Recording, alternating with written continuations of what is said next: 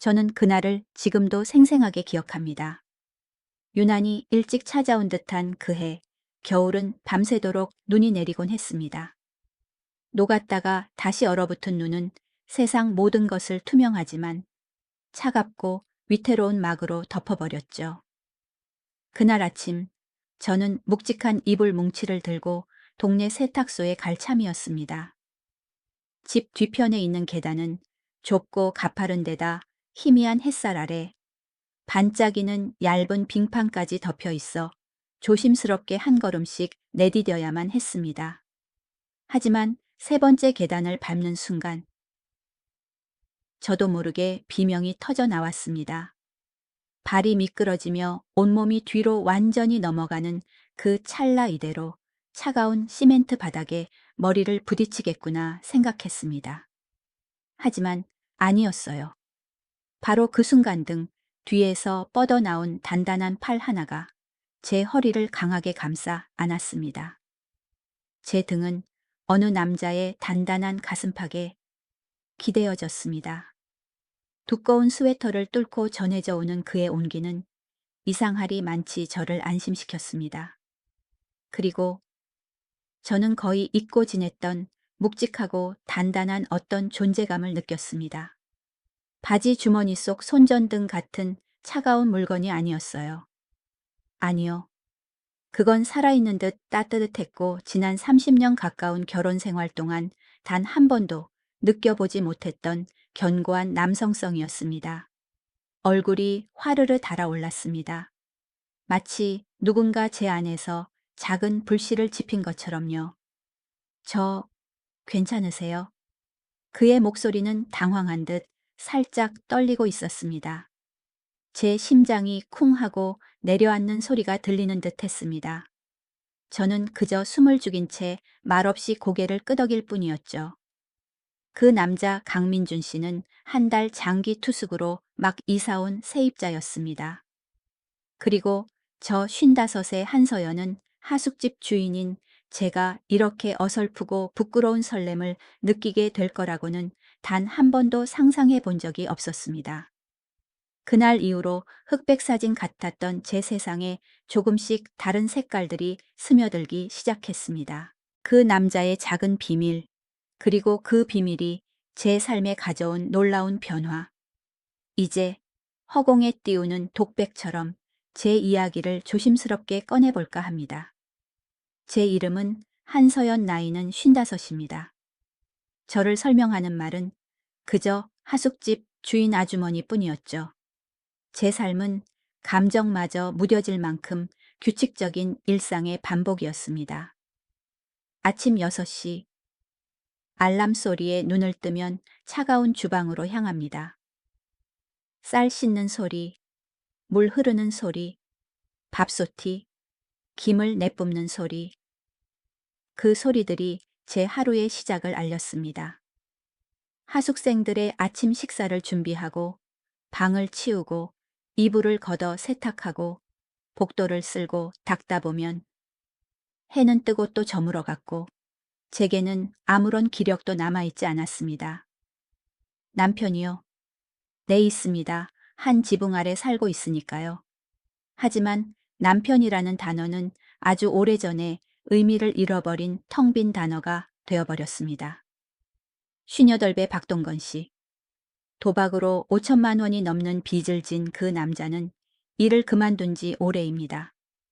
낮에는 소파에 길게 누워 텔레비전을 보거나 밤늦게까지 어딘가에서 술을 마시고 돌아왔습니다. 눅눅한 소주 냄새와 담배 연기를 온몸에 묻히고 돌아와서는 소파에 쓰러져 저와는 단 한마디도 섞지 않았죠. 군요. 가끔 말을 걸 때도 있었습니다. 통장 비밀번호, 뭐야? 이번 달 월세 얼마 들어왔어? 전부 그런 말들 뿐이었습니다. 부부관계요. 저는 자조적인 웃음을 지었습니다. 3년이나 되었습니다. 정확히는 3년 7개월이요. 따뜻하게 손 한번 잡아주는 일조차 없었습니다. 저희는 한 집에 사는 타인이었고, 아니, 어쩌면 타인보다도 못한 사이였을지 모릅니다. 밤이 되면 각자의 방문이 굳게 닫혔고 아침이 되면 서로 못 본 척 하루를 시작했습니다. 그렇게 28년이라는 세월이 차곡차곡 쌓여 모든 것을 달아 없어지게 만들었습니다. 가끔 거울 앞에 서면 지친 눈과 깊어진 주름을 가진 저 여자가 누구인가 싶었습니다. 애언제부터 나는 한 명의 여자가 아니라 그저 돈 벌고 청소하는 기계가 되어버렸을까. 제 얼굴 조금만 가꾸고 화장하면 아직은 봐줄 만한 구석이 남아있을지도 모릅니다. 가끔 나이보다 젊어 보인다는 칭찬을 듣기도 했으니까요. 하지만 립스틱을 마지막으로 발라본 게 언제였을까요? 예쁘게 보이고 싶은 사람도 없었고 예뻐져서 무얼 하나 싶었습니다. 하지만 마음 깊은 곳에서는 알고 있었습니다. 제 안에 여자는 아직 죽지 않고 그저 너무 긴 잠을 자고 있을 뿐이라는 것을요. 욕망이요. 그게 어떤 감정이었는지조차 잊어버렸습니다. 하지만 아주 가끔 외로운 밤 창틈으로 스며드는 바람 소리만 귓가에 맴돌 때면 가슴 한구석이 텅 빈 것처럼 시큰거렸습니다. 문득 누군가 등 뒤에서 저를 꼭 안아주었으면, 다정한 목소리로 제 이름을 불러주었으면 하는 갈망에 휩싸이곤 했습니다. 그러다 이내 고개를 저었죠. 55이야. 이제 와서 무슨. 그렇게 스스로를 다독이며 또다시 잠 못 드는 밤을 보냈습니다. 변화는 겨울이 본격적으로 문을 두드리던 12월의 어느 날 찾아왔습니다. 새로운 세입자 강민준 씨가 온 날이었죠. 안녕하세요. 한 달 방 예약한 강민준입니다. 그가 문을 열고 들어서는 순간 저는 조금 놀랐습니다. 185cm는 좋게 넘어 보이는 훤칠한 키에 듬직하게 벌어진 어깨, 다소 강인해 보이는 얼굴선과 달리 눈빛은 선했고 미소는 겨울 햇살처럼 따뜻했습니다. 어서 오세요. 방은 2층 복도 끝입니다. 저는 애써 태어난 목소리로 말했습니다. 계단을 오르는 그의 뒷모습을 보며 또다시 이상한 생각이 스쳐 지나갔습니다. 참, 젊어 보이네. 45쯤 됐을까? 내가 왜 이런 생각을 하고 있지? 저는 스스로를 나무라며 고개를 가로저었습니다. 방 안내를 마치자 그가 다시 한번 고개를 숙여 인사했습니다. 감사합니다. 조용히 글 쓸 곳을 찾으러 왔습니다. 폐에 끼치는 일은 없을 겁니다. 그의 목소리는 낮고 따뜻했습니다. 첫 만남은 그렇게 끝이 났습니다. 하지만 그날 이후 제 단조로운 일상의 톱니바퀴에 작은 변화가 생기기 시작했습니다. 부엌에서 음식을 만들면서 저도 모르게 2층 복도에서 들려오는 발소리에 귀를 기울이게 되었고, 복도를 청소하며 그의 방문 앞을 지날 때면 혹시라도 저 문이 열리지 않을까 부질없는 기대를 품게 되었습니다. 그리고 마침내 얼어붙은 계단에서의 그 운명 같던 아침이 찾아와 수년간 제 안에 잠들어 있던 여자를 깨우고야 만 것입니다. 인생에 늘 뜨거운 열정만 필요한 건 아니었습니다. 때로는 적절한 순간의 따뜻한 품과 다정한 눈길 하나만으로도 내가 여전히 살아있다는 사실을 깨닫게 되더군요. 밤새 눈이 내린 뒤에 하늘은 이상할 만큼 맑았습니다. 제가 운영하는 하숙집 마당부터 지붕까지 온통 새하얀 눈으로 뒤덮여 아침 햇살 아래 다이아몬드 가루를 뿌린 듯 반짝이고 있었죠. 저는 여느 때처럼 같은 시간에 일어나 손님들의 이불을 걷어 커다란 꾸러미로 만들었습니다.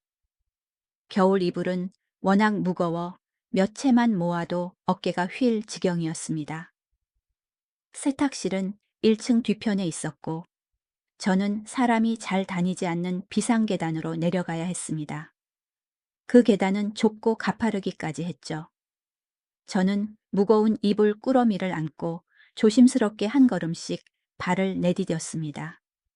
하지만 제가 잊고 있던 것이 있었습니다. 햇살에 녹았던 눈이 새벽 추위에 다시 얼어붙어 계단 하나하나를 보이지 않는 함정으로 만들어 놓았다는 것을요. 저는 그 얇고 투명한 얼음 막을 미처 보지 못했습니다. 세 번째 계단을 내려서는 바로 그 순간 제 발이 그대로 미끄러졌습니다. 몸이 균형을 잃고 손에 들고 있던 이불 꾸러미가 튕겨져 나가려는 찰나등 뒤에서 아주 강한 힘이 저를 붙잡았습니다. 조심하세요 낮고 다급한 민준 씨의 목소리였습니다. 그의 단단한 팔이 제 허리를 강하게 감쌌고 제 등 전체가 그의 넓고 따뜻한 가슴에 기댔습니다. 그리고 바로 그 순간 저는 아주 오랫동안 잊고 지냈던 묵직하고 따뜻하며 생명력 넘치는 어떤 존재감이 제 등 뒤에 닿는 것을 느꼈습니다. 처음엔 머릿속이 하얘졌습니다. 주머니에 딱딱한 거라도 넣으셨나? 하지만 아니었습니다. 그 느낌은 너무나 생생하고 선명했습니다. 그것은 감히 비교할 수 없는 차이. 지난 28년간 제가 단 한 번도 알지 못했던 서글픈 진실이었습니다. 등줄기를 타고 전류가 흐르는 듯 했습니다. 심장은 가슴 안에서 미친 듯이 날뛰었고 두 뺨은 불타는 듯 뜨거워졌으며 숨결은 민망할 정도로 가빠졌습니다. 저 괜찮으세요? 민준 씨가 황급히 저를 놓아주며 물었습니다. 그의 얼굴에도 당황한 기색이 역력했습니다. 죄송합니다. 넘어지실까봐 너무 갑작스럽게. 아, 아니요. 괜찮아요. 덕분에. 감사합니다. 저는 말을 더듬으며 대답하고는 서둘러 떨어진 이불 꾸러미를 주우려 허리를 숙였습니다. 민준 씨도 도우려 했지만 저는 거의 질겁하며 손사래를 쳤습니다. 괜찮아요. 제가 할게요. 제 목소리는 선명하게 떨리고 있었습니다. 그럼 조심해서 내려가세요. 계단이 미끄럽습니다. 그는 그렇게 말하고 가볍게 고개를 숙인 뒤 서둘러 복도 안으로 사라졌습니다. 저는 한동안 그 자리에 못 박힌 듯 서 있었습니다. 다리는 여전히 후들거렸고 심장은 터질 것처럼 세차게 뛰고 있었죠. 방금 전의 감각이 머릿속을 떠나지 않았습니다. 뭐지? 나 왜 이러는 거지? 그날 밤 저는 한숨도 잘 수 없었습니다.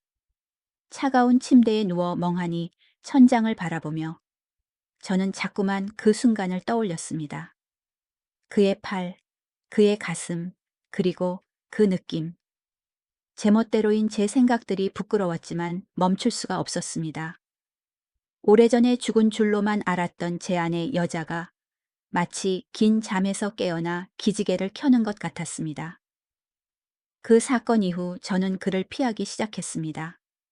아니, 정확히는 부끄러워서 그의 얼굴을 정면으로 쳐다볼 수가 없었습니다. 그가 식당에 들어설 때면 괜히 주방으로 들어가 다른 일을 하는 척했고 복도에서 마주치면 작은 목소리로 인사만 하고 서둘러 지나쳤습니다.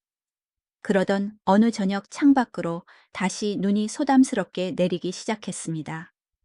저는 설거지를 하고 있었고 민준 씨는 조용한 식당에 앉아 노트북으로 무언가 작업 중이었습니다. 남편은 오후에 나간 뒤였죠. 공간에는 물 흐르는 소리와 나지막이 눈 내리는 소리뿐이었습니다. 그때 그가 먼저 말을 걸어왔습니다. 주인 아주머니. 네, 저는 젖은 손을 닦으며 돌아보았습니다. 지난번 일은 정말 죄송했습니다. 제가 너무 신뢰를. 그의 얼굴이 다시 붉어졌습니다. 아니에요. 덕분에 안 다쳤잖아요. 제가 오히려 감사해야죠. 저는 태어난 척 웃어 보였지만 제 뺨도 달아오르는 게 느껴졌습니다. 우리 사이에 부드러운 침묵이 흘렀습니다. 혹시 혼자 사세요? 그의 갑작스러운 질문에 제 손이 멈칫했습니다. 왜 그렇게 물으시죠? 아, 그저 이 넓은 곳을 혼자 다 관리하시는 것 같아서요. 남편 있어요. 제 대답에 그의 표정이 순간 굳어지는 것을 보았습니다. 아, 그러시군요.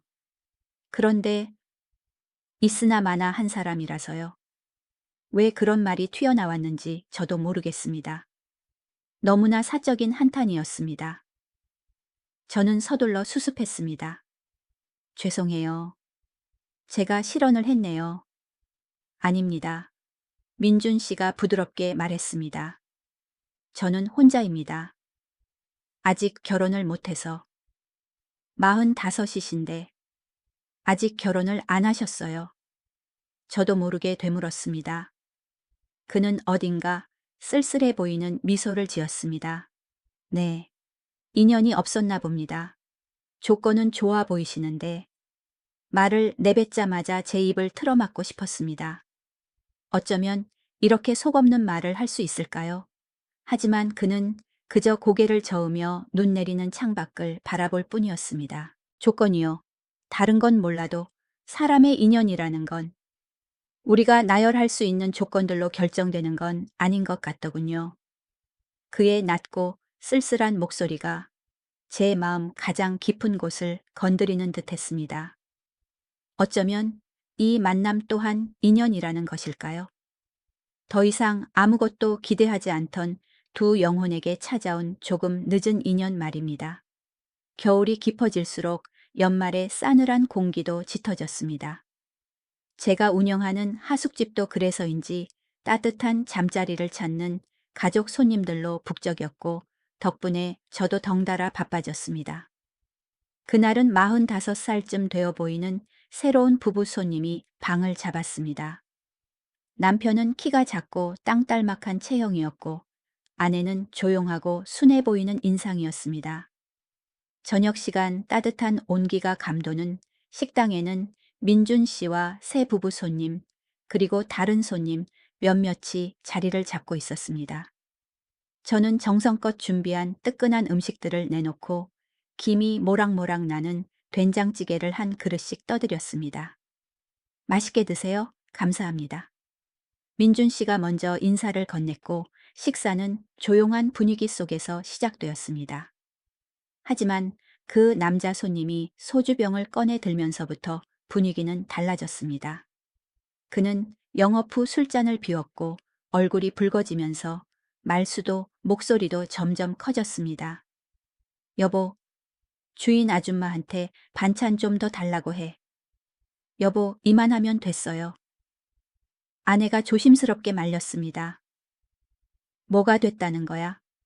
돈 받고 장사하는 집이면 반찬이라도 푸짐해야지. 그는 술잔을 탁 소리나게 내려놓으며 불평을 터뜨렸습니다. 식당 안이 순간 조용해졌습니다. 저는 서둘러 다가갔습니다. 혹시 더 필요하신 반찬 있으시면 말씀하세요. 바로 준비해 드리겠습니다. 난방도 약하잖아. 방이 왜 이렇게 추워네. 죄송합니다. 바로 확인해 보겠습니다. 저는 고개를 숙이며 기어들어 가는 목소리로 말했습니다. 하지만 그는 그칠 생각이 없어 보였습니다. 에이, 참 돈을 받았으면 제대로 해야 할 거 아냐. 그는 투덜거리며 식탁을 손가락으로 툭툭 쳤습니다. 저는 그저 고개를 더 깊이 숙일 뿐이었습니다. 죄송합니다. 바로 그때였습니다. 의자가 끌리는 소리가 작게 들렸고 민준 씨가 자리에서 일어섰습니다. 손님. 그의 목소리는 낮고 단호했습니다.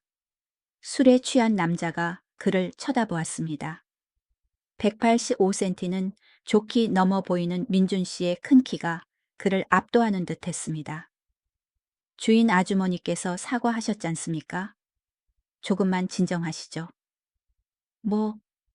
뭐야? 당신이 뭔데? 참견이야. 저도 여기 묵는 손님입니다만 손님 말씀이 조금 지나치신 것 같습니다. 그의 말투는 정중했지만 눈빛에는 흔들림 없는 단호함이 있었습니다. 남자는 한동안 그의 눈을 빤히 쳐다보더니 이내 시선을 피했습니다. 알았어, 알았다고. 식당 안은 다시 정적에 휩싸였습니다. 민준 씨는 제게로 시선을 돌렸고 그의 눈빛은 한결 부드러워져 있었습니다. 괜찮으세요? 저는 고개를 끄덕이는 것밖에 할 수 없었지만 앞치마 뒤에 감춘 손은 여전히 떨리고 있었습니다.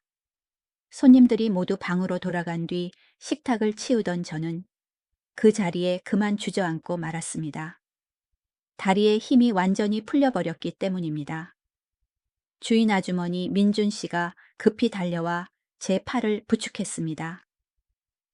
괜찮으세요? 많이 놀라셨죠?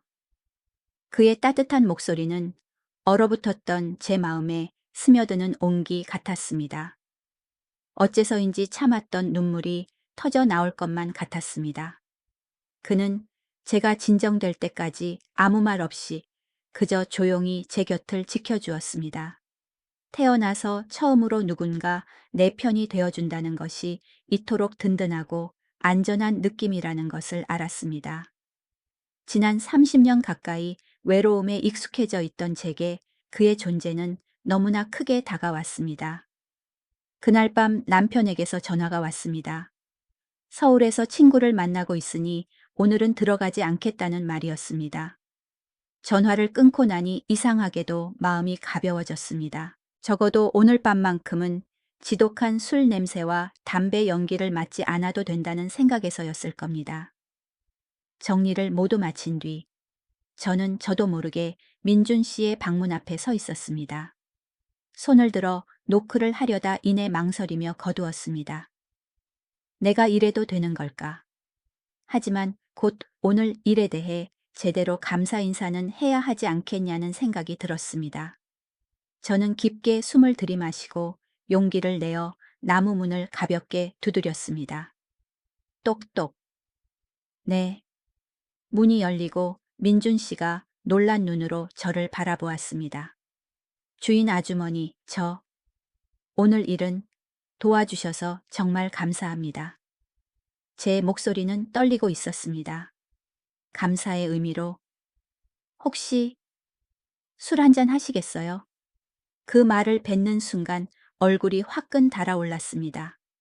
차마 그의 얼굴을 보지 못하고 차가운 복도 바닥만 내려다 보았습니다. 그는 잠시 말이 없다가 이내 작게 고개를 끄덕였습니다. 우리는 손님 없는 텅 빈 식당에 마주 앉았습니다. 조명을 조금 낮추자 아늑한 분위기가 감돌았습니다. 소주 2병과 간단한 안주가 전부였지만 어색하면서도 편안한 긴장감이 우리 사이를 맴돌았습니다. 알코올 기운이 퍼지면서 긴장도 서서히 녹아내렸습니다. 평소에는 절대 입 밖으로 꺼내지 못했을 말들이 둑이 터진 강물처럼 쏟아져 나왔습니다. 텅 비어버린 제 결혼 생활에 대해, 기나긴 외로운 밤들에 대해 이야기했습니다. 그는 그저 묵묵히 들어주며 때때로 제 빈잔을 채워주었습니다. 그리고 이번엔 그의 차례였습니다. 그는 한참을 망설이며 술잔을 들었다 놓기를 반복했습니다. 사실은 그는 얼굴을 붉히며 어렵게 입을 열었습니다.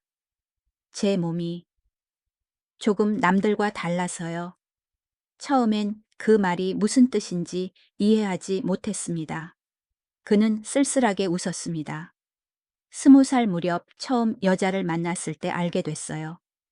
그들이 두려워한다는 걸요. 저는 문득 그날 계단에서의 감각을 떠올렸습니다. 아, 그 느낌이 사실이었구나. 자랑하시는 거예요. 저는 당혹스러움을 감추기 위해 애써 농담을 던졌습니다.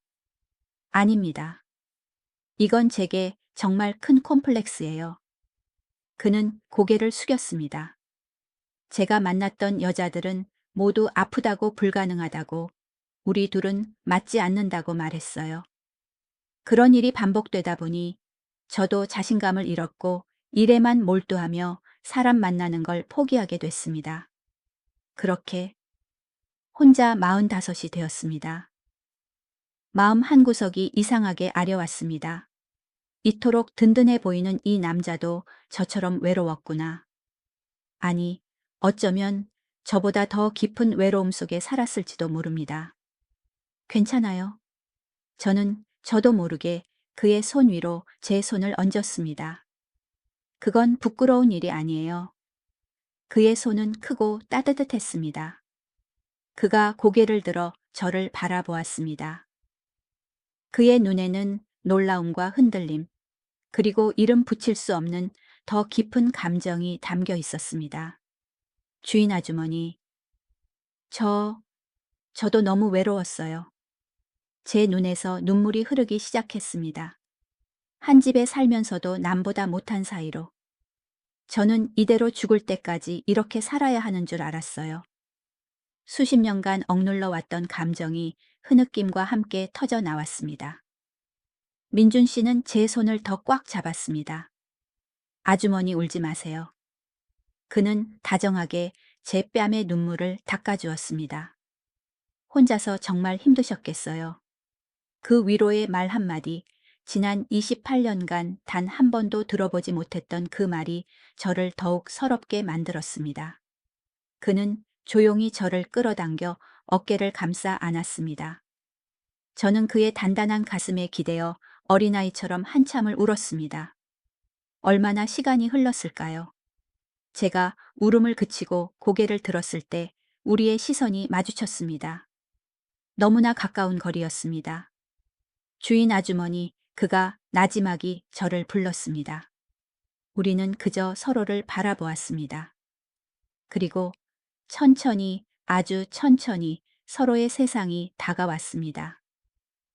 첫눈처럼 부드럽고 따뜻한 입맞춤이었습니다. 눈물의 짠맛과 소주의 쓴맛이 섞여 있었지만 이상하게도 달콤했습니다. 운명 같았던 겨울밤 한 번이 차갑게 식어버린 두 개의 반쪽 인생을 모두 들 수 있을까요? 그날 밤 우리는 함께 제 방으로 올라갔습니다. 방문에 열쇠를 꽂아 돌리는 제 손은 여전히 미세하게 떨리고 있었습니다. 민준 씨가 뒤따라 들어왔고 문이 닫히자 그는 안에서 조용히 잠금 장치를 걸었습니다. 방 안은 고요했습니다. 오직 은은한 달빛만이 창문을 통해 스며들어와 하얀 커튼을 숨쉬듯 부드럽게 흔들고 있었습니다. 그날 밤 외로웠던 두 영혼은 서로의 온기로 서로를 데웠습니다. 언젠가 계단에서 어렴풋이 느꼈던 그 감각의 실체를 저는 그날 밤에야 비로소 온전히 알게 되었습니다. 아니요, 그 이상이었습니다. 실제로 마주한 그것은 전혀 다른 세계였고 지난 28년간 단 한 번도 경험해보지 못한 압도적인 존재감이었습니다. 솔직히 말해 처음에는 몹시 두려웠습니다. 하지만 이내 조금씩 아주 천천히 제 몸과 마음이 그 존재에 익숙해지자 두려움은 사라지고 그 자리엔 기묘한 황홀감이 차올랐습니다. 아, 세상에 이런 감각도 존재하는구나. 다음 날 아침 눈을 떴을 때 저는 제가 다른 사람이 되어 있다는 것을 알았습니다. 거울 속의 제 모습을 들여다보았습니다. 더 이상 지치고 그늘진 눈빛이 아니었습니다. 그 대신 아주 오랫동안 잊고 지냈던 어떤 반짝임이 그 안에 담겨 있었습니다. 이게 나라고 저는 믿기지 않는다는 듯 제 뺨을 살며시 만져보았습니다. 몇 년 만인지 모를 정도로 오랜만에 저는 정성껏 화장을 했습니다. 얇게 파운데이션을 펴 바르고 희미해진 눈썹을, 그리고 심지어 입술엔 연분홍빛 립스틱도 발랐습니다. 오랫동안 열어보지 않던 옷장을 열어 몇 년 전 사두고 한 번도 입지 못했던 작은 꽃무늬 원피스를 꺼내 입었습니다. 놀랍게도 완벽하게 몸에 맞았습니다. 아직 늦지 않았어. 저는 거울 속의 그 여자에게 미소 지어 주었습니다. 부엌에서 아침 식사를 준비하고 있을 때 민준 씨가 내려왔습니다. 좋은 아침, 서연 씨. 그가 다정하게 제 이름을 부르는 소리에 얼굴이 화끈 달아올랐습니다. 좋은 아침이에요. 오늘 정말 아름다워요. 그의 칭찬에 심장이 기분 좋게 내려앉았습니다. 우리는 서로를 보며 미소 지었습니다. 식당 안에는 다른 손님들도 있었지만 그 순간 제 눈에는 오직 그의 모습만이 들어왔습니다. 이따금 우리는 의미심장한 눈빛을 주고받았고 저는 속으로 물었습니다. 이게 사랑일까? 55세 처음으로 알게 된 이 감정이. 하지만 행복은 마치 나비의 날갯짓처럼 연약한 것인가 봅니다.